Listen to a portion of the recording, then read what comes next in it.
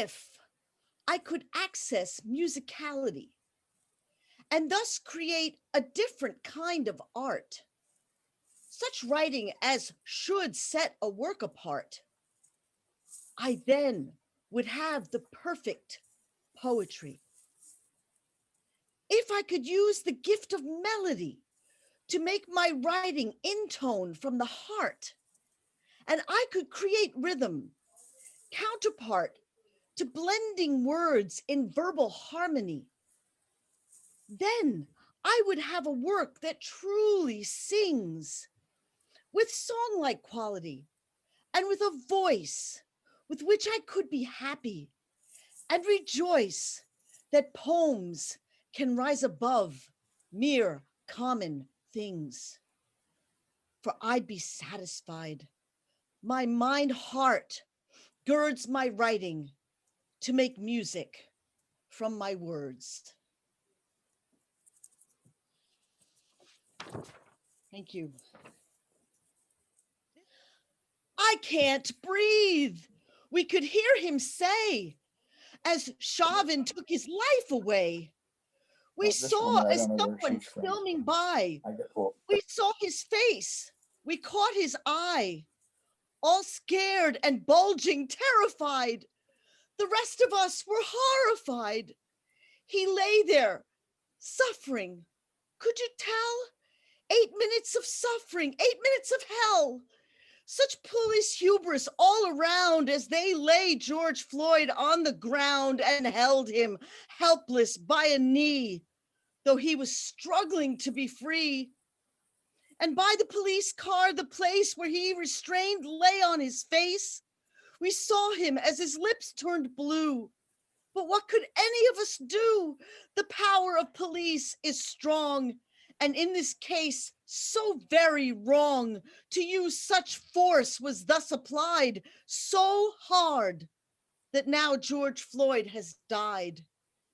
He struggled with his final breath. A knee resulted in his death. The cops around thought this a joke, as we could see him gasp and choke and see his panicked desperation resulting from his suffocation. Is it the police that we attack? We say another white on black, another racial motivation. To use such force, no explanation other than to dominate and treat another man in hate. This was an undue use of force without a showing of remorse.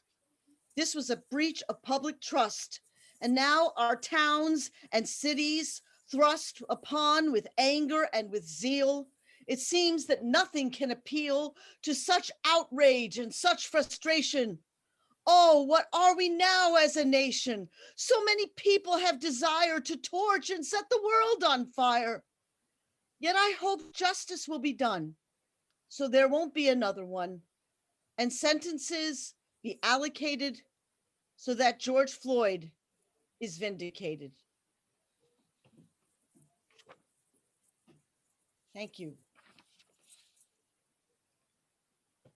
I do not know what love is anymore.